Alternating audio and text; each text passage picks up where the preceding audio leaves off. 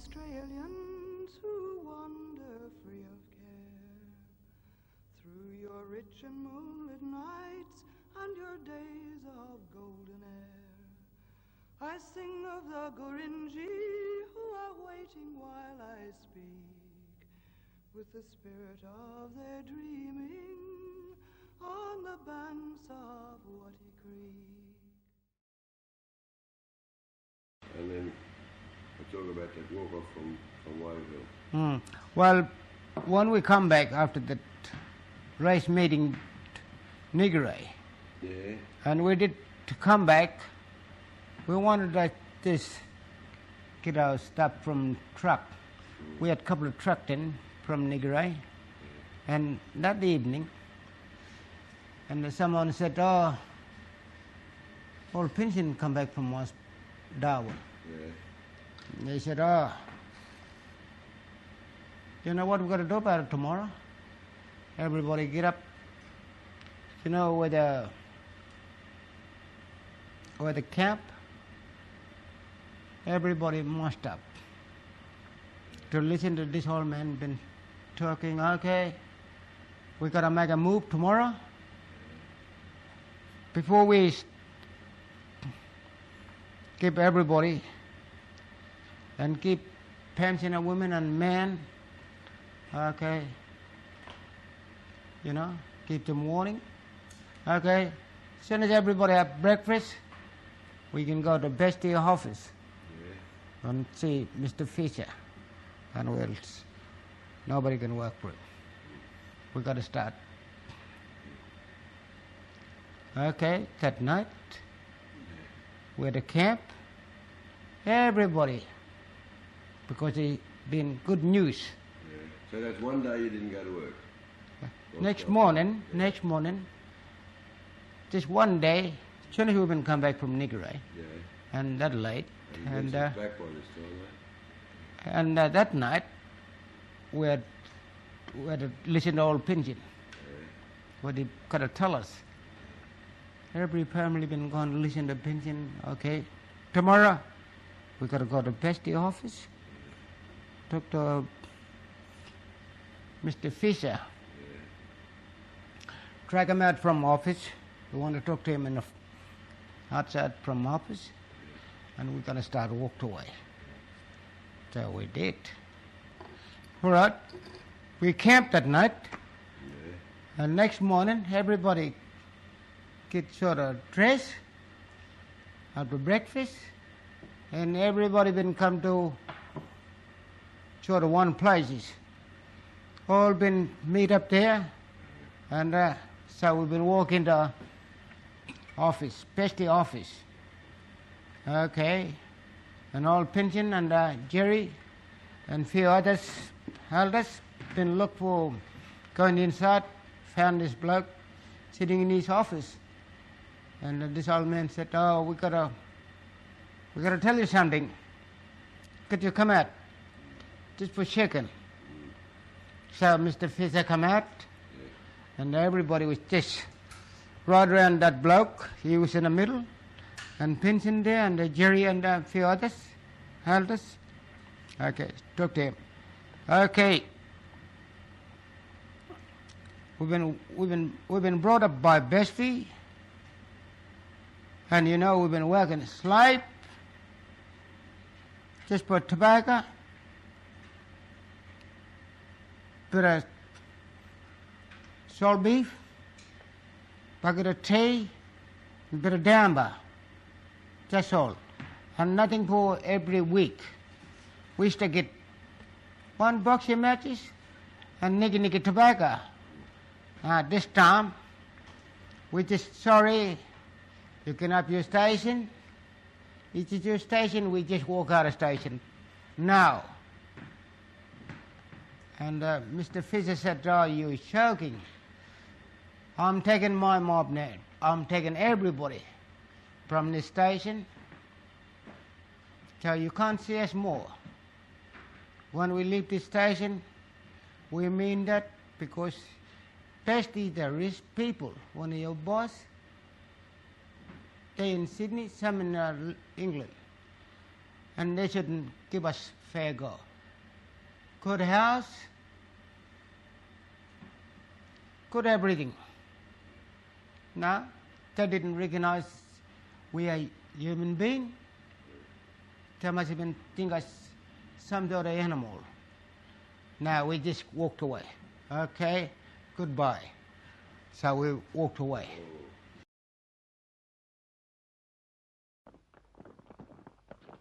These Aboriginal stockmen are on strike.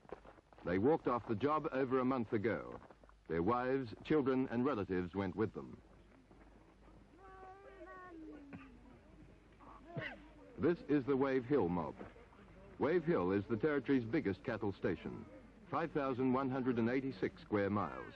In fact, the biggest in the world. The station's 100 Aboriginal stockmen, with their 100 dependents, are camped in the dry bed of the Victoria River, with little shade from 90-degree heat, dust and flies.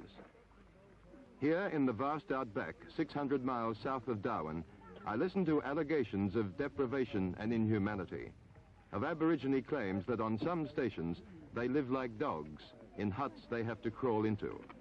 Their food, salt beef and damper. Aboriginal leader Dexter Daniels wants wage equality now, not, as the court said, by December 1968. Well, it's a long time to wait. I think we shouldn't wait. We want the money now. You want the money now? Yes, but not in 68. Too long to wait. So you want to break the law, in effect? That's right. You think you get all the Aborigines on your side? Yes, In all the Northern Territory? that's right. I will. I'll do all I can. Every ways I can. I'll bring them in my ways. President Daniels and others of the Territory's Aborigine Rights Council have already persuaded native labour on several stations to strike. Their efforts at another, Victoria River Downs, were frustrated when the station manager sent his stockmen to far-flung mustering camps to avoid contact with the militants.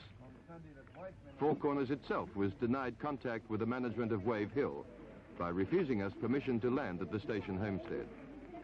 Meanwhile, in the creek bed, 10 miles away, the strikers sit and wait. Is the main driving force behind the strikers. Was wage discontent felt more by the union than the Aborigine? Secretary Paddy Carroll. Well, you could have fooled me. It's just the same. He'd be in the same position as a man in jail. He'd be content because he can't do anything else. He's content because if he is discontented, what's he going to do about it? Now that he's shown he's discontent, he's getting somewhere because he's got parties getting together to try and solve the problem. Now, while he's content, he'll get nothing solved. Well, it's often said that the Aborigine is not a very productive worker. He's inherently slow and can't accept much responsibility. No, none at all. If I was getting £2 a week, I'd do very little. If I was getting a full award rate, I'd do what I'm entitled to do, what I'm supposed to do then, if I get proper treatment. But how do you expect a man to get £2 a week going to knuckle inside another man that's getting a full award rate? He's not going to develop any incentive to work and better himself. So this is all I'm going to get, £2 a week. Why should I worry about it? This is the problem. Do you think that racialist feelings are behind a lot of this present industrial unrest? Well, the white man got the house and the black fellow got the creek. Yes, it does exist there. But not bitterly. There's no bitter racial hatred. It's just a matter that the Aboriginal sleeps in the creek and the white man sleeps up at the homestead. Been at Wattie Creek now for more than a year, and they say they're prepared to fight for the land. I won't go up on this place. You'll fight for it? Yeah, I got to stop right here. Would you be prepared to fight for this land? Oh, yes. You have to do the same thing when you done it before I born. Would you fight for this land? No, it's my land. The Gurindji seem to be the test case for a national problem. It would appear that they can hold out indefinitely. They collect their social services checks from welfare each week, and their children go to the welfare school each day. The government announced last week that it intended to go ahead with plans for a township at Drovers Common, but the Gurindjis are unimpressed. As far as they're concerned, the end of their road is 8 square miles at Wattie Creek. They don't want your good intentions, nor your cold parental hand. Keep the crumbs upon your table, for all they want is land. This been good in ye country, won't you listen while they speak? And they dance release from sorrow for the dead at Watty Creek.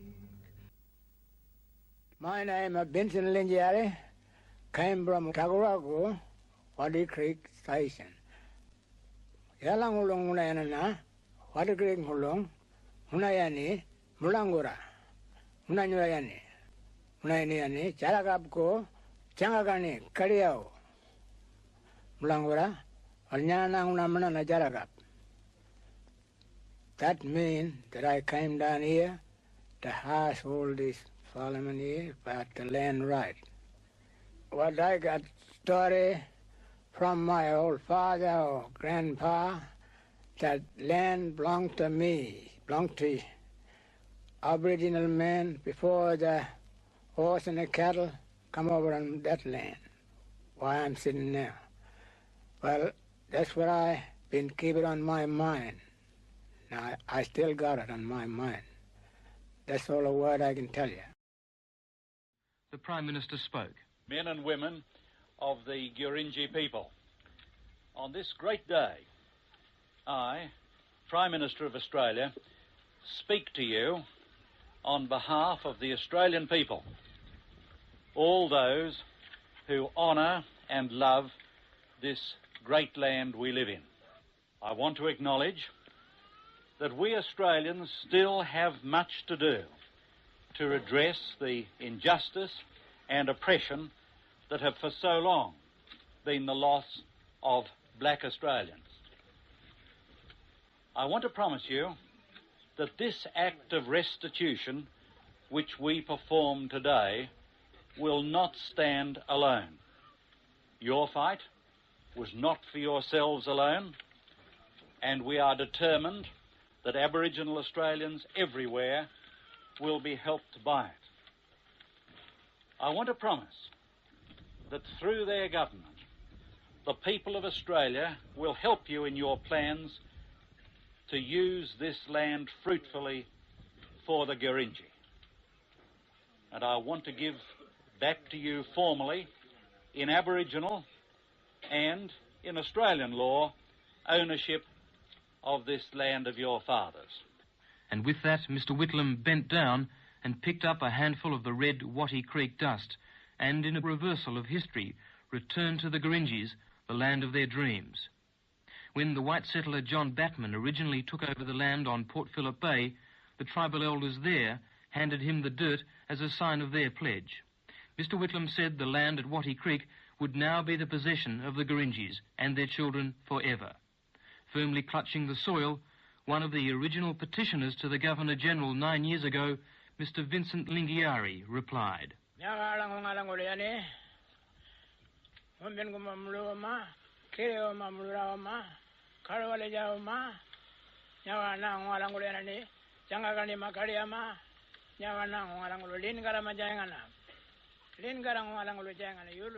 He told the visitors and the men of his tribe who will work the Marramala Gurindji Company cattle station that they now had everything. Previously they'd had bullocks and horses. Some had even had motor cars. But it was the land that mattered. His eyes watering, the diminutive and proud old man broke into English. We right now, everything we right here, but some other place, somewhere, some another place, some place got him bullock and horse, same as here. But this, we're all friendly now. We're all mate. We're all mate. For Aboriginal Affairs, Mr. Les Johnson said the government would lend or give them money for cattle and equipment when needed. But it will be hard. Cattle prices have bottomed, and it will need strict management for lease number 805 to be a financial success. Frank Hardy, long-time supporter of the Gurindjis, telegrammed from London. Very pleased that you got that land, but don't forget to ask Gough Whitlam about houses, school, garden, shop and a clinic. Certainly the government has acted at Watty Creek, But at neighbouring Victoria River Downs, the Garingman tribe are fighting to start a similar cattle station, but claim the LJ Hooker Park.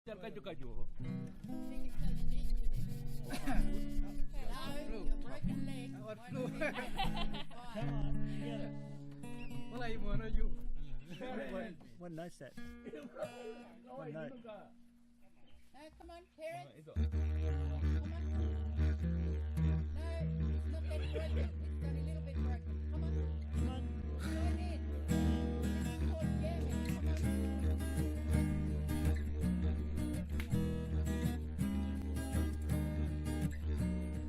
Gather round, people. I'll tell you a story. An 8-year-long story of power and pride. British Lord Vesta and Vincent Lingiari, opposite men on opposite sides.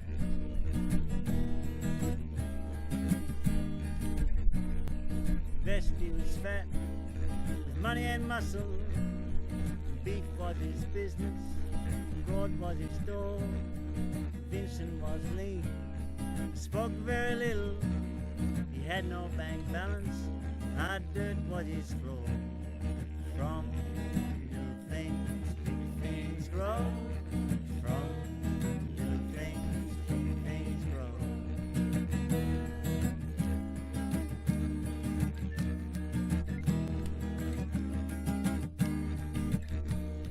The Ringy were working, nothing but rations. Once they had gathered wealth off the land, daily the pressure got tighter and tighter. Garinji decided they must make a stand. They picked up their swag and started up walking at Waddy Creek, sat themselves down. Now it don't sound like much, but it sure got tongues talking. Back at the homestead, then in the town. From little things, big things grow. From little things, big things grow.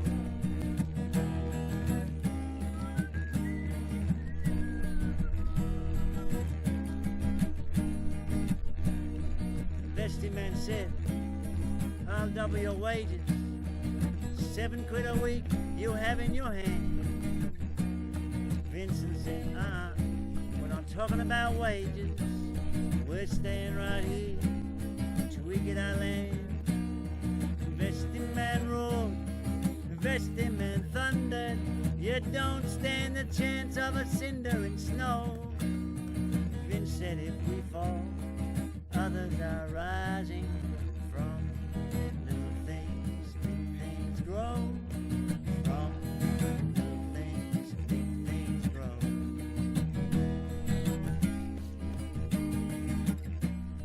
Then Vincent Lingiari boarded an airplane,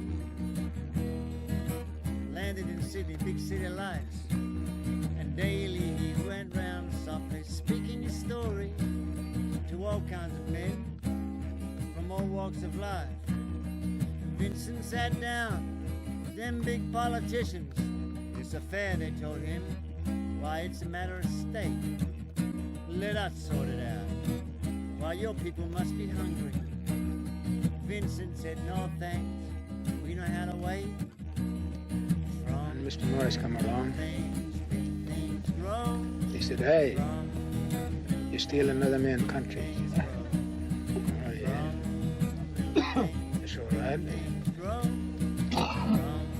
And I said, well, what was before the Vestry born and I born? I said, that was a black fella country.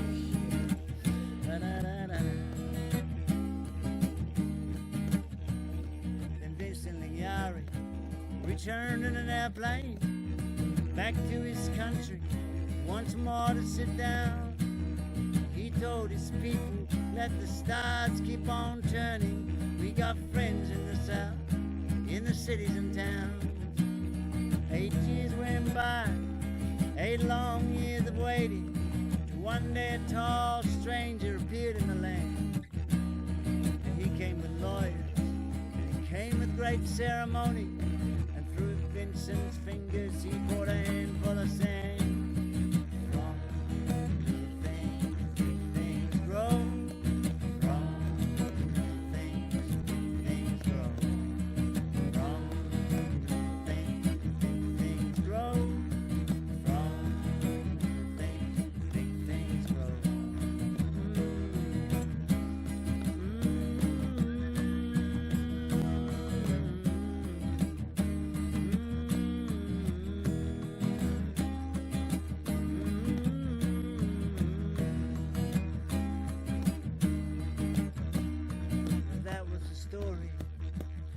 Lingari. This is the story of something much more. How power and privilege cannot move a people who know where they stand and stand in the law. From little things, big things grow. From little things, big things grow. From little things, big things grow. From little things, big things grow. From little things, big things grow. From little things, big things grow.